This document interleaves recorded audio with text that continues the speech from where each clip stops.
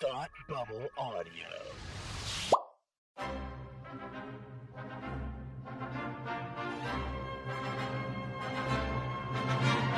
Look, up in the sky! You will never find the more wretched hive of scum and villainy. Welcome to Beer with Geeks with Tim and Frank. Who are you?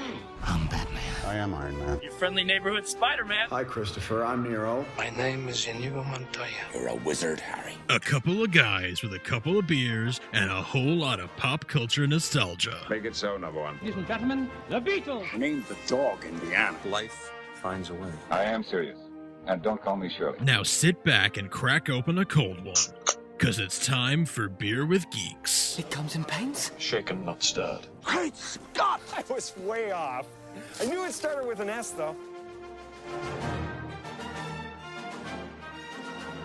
Hi, and welcome to Beer with Geeks, where two geeks geek out with beer. I'm Tim, and with me, as always, is my superpowered clone friend, Frank. How are you? I'm doing quite well. How are you? I am very good. You are alive. I am alive. I am a product of late 20th century genetic engineering, but I am alive. You know what?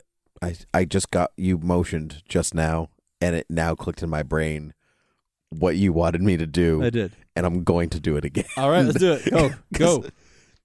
Hi, and welcome to Beer with Geeks, where two geeks geek out with beer. I'm Tim, and with me, as always, is my friend Frank. Oh, hi. Hi, how are you? I'm good. How are you? I'm good. I'm good. Yeah, I mean, you killed my best friend, but I'm good. Well, no, are you my best friend? I don't know. Ooh, it's confusing. Ooh, that's a layer that's not in the movie. We were not going to go there. Yeah, no. I'm doing quite well. I am enjoying a wonderful beer that you have offered me. I have offered it to myself as well. You have. What did I offer you and myself? This is an omission lager. Now, this is it's a very good lager, but it's especially interesting because it is brewed with malted barley, specially crafted to remove gluten. Mm-hmm. And let me tell you, this was recommended to us by our friend Damon, sometimes host of the show, co-host of the show, Damon. And you would not know from tasting it that it is gluten-free. Nope. You would have no idea. Now, I don't know if this is completely gluten-free. I don't know if you have a gluten allergy or sensitivity, if you'd be able to drink this. I'm not sure. You'd have to look that up. But it is supposedly very little or no gluten. And it is delicious. It is delicious. The gluten content of this product cannot be verified, and this product may contain gluten. So it's got less gluten than most beers, I guess you'd say. Yeah. Probably dramatically less. But it is delicious. You would have absolutely no idea. So cheers to Omission Brewing. Yeah, it's in really Portland, good. Oregon. You wouldn't know. No idea. It's a very light lager. It is. It's a very light lager. But it's still a good 4.6% alcohol. Yep. You know, it's not like it's on par with other lagers. Yep. It's just barley instead of wheat. So it's very good. Yeah. Very good. So yeah, I'm glad I picked it up, Frank. I'm glad you did. So I want to regale you with a tale. Is it as old as time? No. Oh, okay then. In fact, it hasn't even happened yet. It happened in the 23rd century. Oh my goodness! So you're a future teller. I am. Yeah.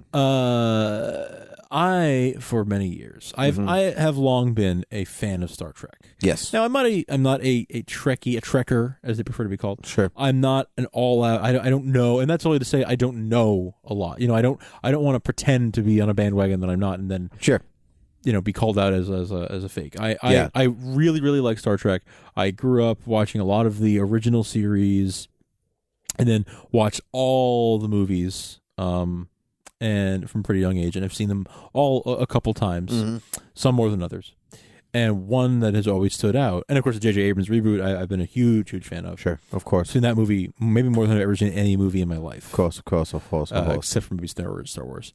But Wrath of KHAAAAAN has always been a favorite of mine. And I've heard of it. Yeah, yeah. Now you've seen it a couple. I've seen it a couple times. Yeah. All right, I've seen it several times. Always, it's been a big favorite. Universally, I think, agreed that it's one of the best. You know, there's that old old adage that the even numbered Star Trek movies are the best. This is pretty close. And it's pretty, it's the second one, so it's even numbered. And it's funny, you pointed out to me a few months ago that, I think on this podcast, that in the reboot, it's the odd numbered ones that are the good ones. Yep. So Because far. it's a new universe, so it's the odd ones. And it works out so I mean, obviously not on purpose, but it's funny how that works out. So, I got a chance to see it on the big screen, see Wrath of KHAAAAAN on the big screen, and followed by a Q&A with the one and only Mr. Sulu, George Takei. Whoa. Let's back the horse up for a second, Frank. You said that this was going to take place in the future, and you're telling me a story that happened in the past. Well, I mean, Wrath of KHAAAAAN takes place in the... It's complicated. Don't worry. Timey-wimey, wibbly. Never mind. Okay. So... Anyway, so you saw... Yeah, so I got to see you saw George Takei. I saw George Takei on... To which I say, oh my. Yeah, so I got to watch the movie, and then he came out and did probably about an hour-long Q&A. Wow, that's a long Q&A. Yeah, it was. They as you're walking in the theater, it was held at the Wang Theater in Boston, which is a beautiful theater. Early 20th century, gorgeous, very ornate theater. Yeah. And on the way in the lobby, they had a table with little cards, and you could write down a question. And submit them. Oh, that's a genius way of doing it. Yeah, so then the moderator during the movie was sorting through the cards, and he picked them, and then he asked a few of the questions. He picked about 50 questions. Yep, got through 5. Because George Takei is very long-winded. And yes. So George Takei, George's husband Brad was in the front row. Okay, and the host, whose name I can't remember, he wasn't anyone particularly famous, and I feel bad that I don't remember his name. But he, the moderator, said that he was talking to Brad, and he said, "How many questions did you pick?" And he said, "Oh, I picked about 50." And he was like, "Yeah, we'd be lucky if you get through about 10 of them. Don't let George go off too much." And then it happened anyway. He goes off on tangents, but it was an absolute blast, absolute delight. So. The movie is obviously, we can talk about that in a little bit, but tell me about the Q&A. The Q&A, he threw shade at Shatner, first of all. Wow. So it was funny in a funny way. He threw a lamp at Shatner. Yeah, that's crazy. funny, right? Yeah. He the moderator asked, "Can you describe each main cast member in one word?" And of course, he did not restrict himself to one word. He told a story about each cast member. He would pick a word, a paragraph, whatever. He was like, okay, Nichelle Nichols. Generous. And then he would tell the story about why she's generous. Like, every time I'm an activist and I do lots of charity events, and she always comes and offers her talents and sings on stage. In fact, sometimes we have to pull her off the stage. That's why she's so generous. Walter Koenig, he's serious, but he's still a good guy. We had him be the best man at our wedding. Like, he had all these stories. Wow, that's cool. And Nichelle Nichols was supposed to be their matron of honor, but she's like, I'm not a matron, so I will be the lady of honor. And they were like, sweetheart, you can be whatever you like. Oh my. Eat this Pizza Hut. Yeah. He told then a story about DeForest Kelly, Bones. Yep. And he kept saying, D is a Southern gentleman. He is so polite. And he kept saying is. And I was like, didn't DeForest Kelly die? Am I wrong? Am I confused? No, he's dead. He just chose to speak about him in the that means he's his favorite. Tense. Yeah. Yeah, he loved him. And of course, Leonard Nimoy. Leonard Nimoy was born and raised in Boston, in downtown Boston, and the West End, which doesn't really exist anymore. But what used to be the West End, kind of in the slums in the West End. Yep. And so he said that he actually was in Boston. He was coming down, I think, from Maine and traveling through Boston on the day that he found out that Leonard Nimoy passed away. Wow. He was in Logan Airport when he found out that that he had passed. So in his hometown, in Leonard Nimoy's own hometown, when he learned of his friend's passing. Oh my! And he said that he was just such a kind soul and such a good guy. And I think the word he chose was conscience, I think it was conscience. And the story he told was that when they were making, do you remember there was a Star Trek the animated series in like the 70s? I think it was. However much of a fan of Star Trek you are, you can't delete that from your brain.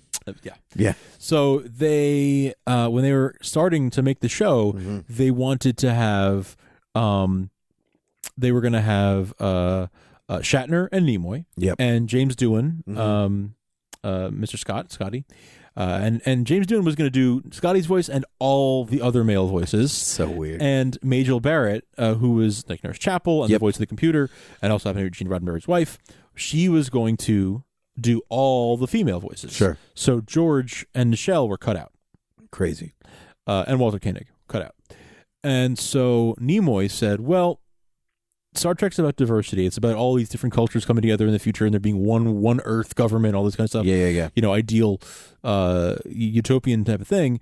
And diversity, not having Nichelle or George, they're the most diverse people on the show. Not having them is not having Star Trek. So I refuse to do it if they're not in it. And so then they then had to find the money to get George and Nichelle involved, and so they were involved. Wow. But it was because he said, "I will walk if you don't." 500. Oh, okay. Yeah. No. And I would walk 500 more. Yep. If they're not in the show. So he said conscience was his word for wow. him. So and then when we got to Shatner, he couldn't. He literally was speechless. He was like,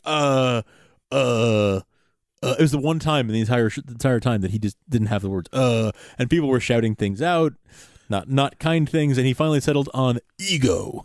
Wow. And he told the story. That says so much more than any swear word he could have come out with. And he told the story about how they invited George and Brad invited Shatner to their wedding, and he never RSVP'd. And they were like, "Well, that's not surprising. He never RSVPs to anything."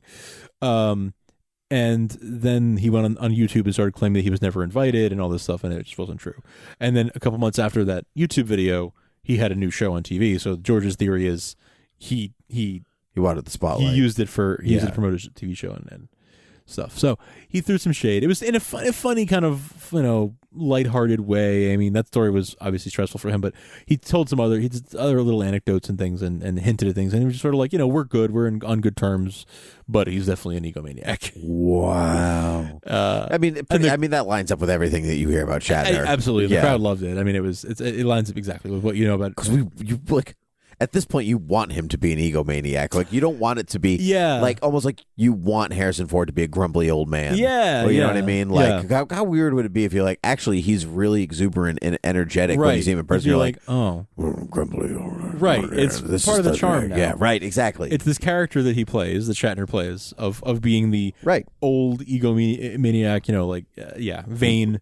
Yeah. One of the words that someone shouted out was toupee!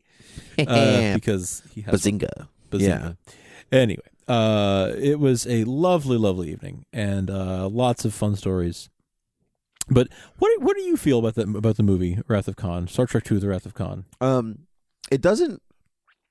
Well, I can recognize that it's the best out of the films, because my first exposure to Star Trek. I can't remember if I've talked about this at all. My first exposure to Star Trek was not the television show. It was Star Trek: The Motion Picture. So bad. Star Trek: The Motionless Picture. It's so bad that was your first exposure. I know, isn't it awful? It so sad. Sticks in my brain. Yeah. And so I having sat through that movie of my own accord going, why do people like this? I mean, I was a kid. Yeah. I mean, I was maybe 9 or 10, but thinking why? Yeah. And then so having not seen, I don't think I saw Wrath of Khan until high school. Okay. Maybe college, to be perfectly honest. It took some time to get there. Sure. Because I grew up watching Next Generation at my friend's house, but even that was in high school, and that took some warming up to because of the motionless picture. That's not true. There is motion, but it's all in space with no sound. It's just long panning shots of the Enterprise. It was a Yes, it's a beautiful styrofoam looking. Ship. Like, please move on from it. Anyway, it's not styrofoam. V'ger. Yeah. Anyway, so when I watched Wrath of Khan, I had already seen a few episodes of the show. You hear for years that this is an important film, but I think it holds up to its I don't know, fame and glory, I guess, which a lot of films don't. You hear this is the greatest movie. Pulp Fiction is the greatest movie of all time. When you finally sit down and watch Pulp Fiction, you're like, all right, I get it. It was good, but greatest of all time. Yeah, right, exactly. And so greatest of all time is a tough marker. But when you hear, but Wrath of Khan sits in it's the greatest Star Trek film. Yeah. And so it sits in a little bit of its own category. And so I watched it and went, oh yeah, okay, I get it. Yeah. Because you can watch it and sense the history. Yes. Without having ever watched a second of the television show. That's true. It does. Yeah. And I think that is very much what they were going for. Yeah. They did a really good job of striking that balance between pleasing fans, having it literally be a callback to an episode of the show. Yep. And then also also making it in a way that you understand this is a story that we're picking up from the show, but you don't have to have seen it to understand. They do a good job of. They do a really nice job of summing it up. I mean, and I think from like the reasons I love films is like it work. You know, like there's a connectivity to things. There's a thematic web. Yes, that things really connect together. Like, you know, Jim is getting older. He's celebrating his birthday. That's right. He's given a tale of two cities about, you know, this great decision to live or to die, and that all ties so beautifully into this man Spock who dies. You know, to this Spoiler guy. alert. It's Wrath of For a KHAAAAAN. movie came out 35 years ago. And if you're this far into it, right, you know what happens. Yeah. And so, you know, but you know, like for Spock to have that moment and not Jim, even, you know, because like in any other film, you're given a tale of two cities, in which the main character dies. You know, he gives his own life. Spoiler for a book that's hundreds of years old. Yes. And so, it's. Yeah, so you know it's a nice twist, but you know, for like Jim, I'm celebrating my birthday, and you know, like, but you have died and I get to live, and you know, there's this like all of this togetherness. Yes. Like that's the kind of thing that I really appreciate about the movie. Plus, Ricardo Montalban is tremendous. Yes, yeah. There are some. I mean, for his name and for his character the themes, like like the theme of aging of how do I deal with aging? How do I, kind of live with that? The theme of the needs of the many outweigh the needs of the few, or the one. That's obviously a big theme. The whole white whale, you know, the whole Moby Dick thing is right out there, like in your face. Sure, and he literally quotes it. Yeah, it's you know, those are big themes, and they are so well executed. They're very much in your face, but they're well executed. Yeah, and it all ties up at the end very nicely in not a way that feels forced. Well, even the aging thing, it's not even just about the characters, but it's about the franchise. The franchise is aging. These people are aging, and how does the franchise move on from this kind of death? But it's so fun. In the death of this character, the franchise is also reinvigorated to carry on for 3, 4, and 5, and then, you know, like there's so much there. There's so many interesting things to know about this film. Okay, tell me some of these interesting things to know. So the first of the original Enterprise crew that encounters Khan is Chekhov. Sure. Chekhov was not in the season where Khan appeared. Right. Yeah. But they gloss over that, and they remember each other. Sure. For reasons. Time travel is wibbly wobbly. Exactly. There was a rumor in the general knowledge of where things people knew in the world that Spock was supposed to die in this film. Right. And they being the producers, the writers, decided to fake people out based on this. So in the beginning, the movie opens with the Kobayashi Maru, right? You have Savick, played by Kirstie Alley, taking the Kobayashi Maru, and you see the whole cast die. And you don't know it's a test, right? This is the introduction to the Kobayashi Maru. Right. It's the first time it's being brought into Star Trek lore. So you see Spock die.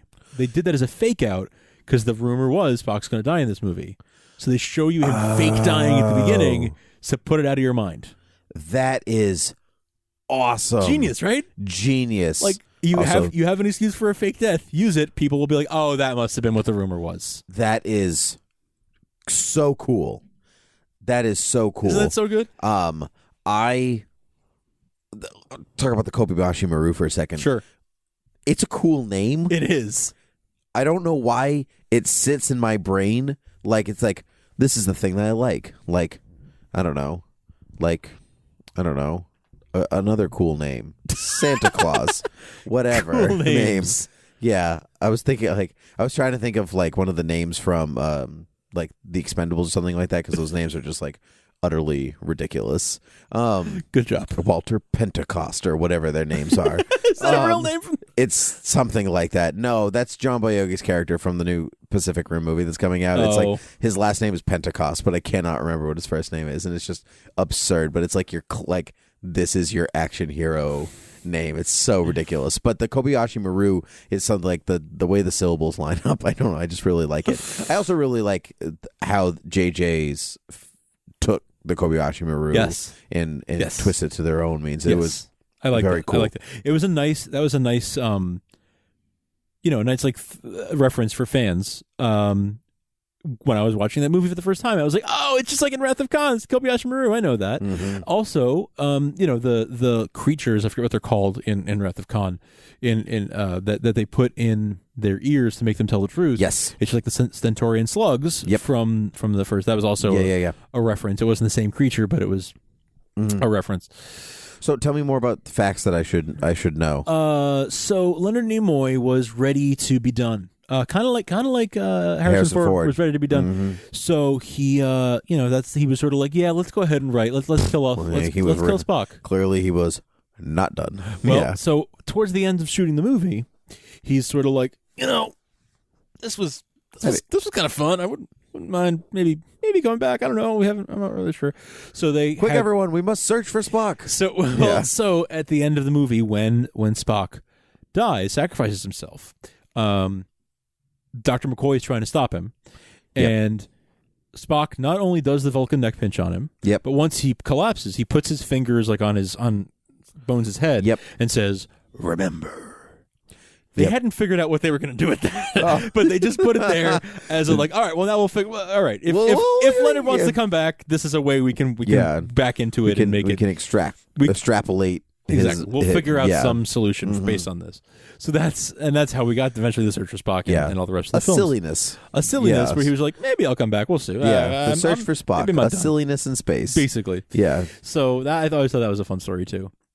There's a lot of those kind of things. Those are the ones that I can remember right now. Did George Takei tell any stories that you didn't already know previously? There was a scene. So people were asking. So in Star Trek 6, I think, there is Sulu becomes Captain Sulu, and he has his own ship. Yeah, we're very proud of him. Yes, and he was very proud of it. Yeah, he said he was actually lobbying for years. Like, I want Sulu to have his own ship because I want like an Asian character to be like in leadership role and like, for diversity's sake. Mm-hmm. But there was a scene cut from Wrath of KHAAAAAN where Kirk leaves the bridge and says, "Mr. Sulu, you have the con," and Sulu gets to like be captain of the ship for a few minutes while Kirk is off. So that was cool. I didn't know that. Apparently I've never seen that. I don't know if that's on some bonus disc somewhere or if it's just completely on the cutting room floor and never been seen. But I thought that was pretty cool. He didn't have a lot of stories about Wrath of KHAAAAAN. He said it was probably one of his favorite films to make. Oh, that's nice. Of the ones that they made. Because that's good that it's one of those films that like it's a work of genius, but everyone hated being there. He said that just Shatner. It was, right. Because it was like the second one, they were kind of back in the groove of things, and everyone was really enjoying each other's company again. Sure. And they kind of knew that it was going to be something special. Like they knew it was good. Okay. After the first one, they kind of like this feels like this is good. This is like good writing. This is good stuff. I think we'd be remiss if we didn't mention the most quotable quote of the entire film, which is "Khan." But I liked yours better than mine. Mine was very half-hearted. Khan. More quarter-hearted. It was kind of a quarter-hearted. Yeah, a sliver of heart. A sliver of heart. Yeah. But I also really love at the beginning, and this is a more obscure one, but at the beginning of the movie when Chekhov is saying like is arguing with Khan before Khan is going to like torture them, and he's but that's not fair. On Ceti Alpha 5 there was life. Here on Ceti Alpha, and Khan cuts him off and goes, "This is Ceti Alpha 5." Yep. Ceti Alpha 6 exploded 6 months after we got here. Blah blah blah. But this is Ceti Alpha 5. I was really hoping you were going to do the whole thing because your eyes were kind of popping out. You were really getting into it, and I was pretty enraptured. I was feeling it, but I didn't remember the rest of the quote. So, but this that is like peak Ricardo Montalban right there. Amazing stuff. Yeah. That's always been a fun. It seems like it's a kind of fun thing that like if you and a bunch of friends enjoy Star Trek, you could just yell out when you're having a fight. Yeah. Like, no, I wanted to go here. No, I want to go there. This is SETI Alpha 5! This is not necessarily related to Wrath of Khan, Okay. but this has always been something that sticks with me. Okay. I very much dislike their red uniforms. Oh, they're terrible. They're awful. I've always hated them. I always felt like they should have just done a little bit of a spin on the original uniforms, the different colors, but the different ranks. they take away their rank? take their ranks and their Yeah. position by getting rid of the colors, Right. And however comfy that collar looks, like I don't know. It's weird. Don't like it. I don't like that. I don't like them at all. I agree with you. I don't like them at all. I think that they should have had the different colored shirts and kept that. I guess they felt that it was more modern. You know, it was the 70s going into the 80s. Sure. Styles had changed and they were kind of Yes, a long sleeve T-shirt went out of style. Yeah. Yeah, I guess. Yeah.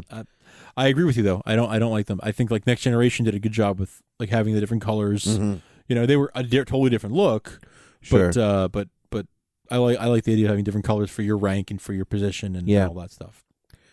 Do you feel like the effects of the film hold up for the time period? Not necessarily compared to 2017, but They hold up pretty well, actually. I was seeing them on a big screen for the first time. Mm-hmm.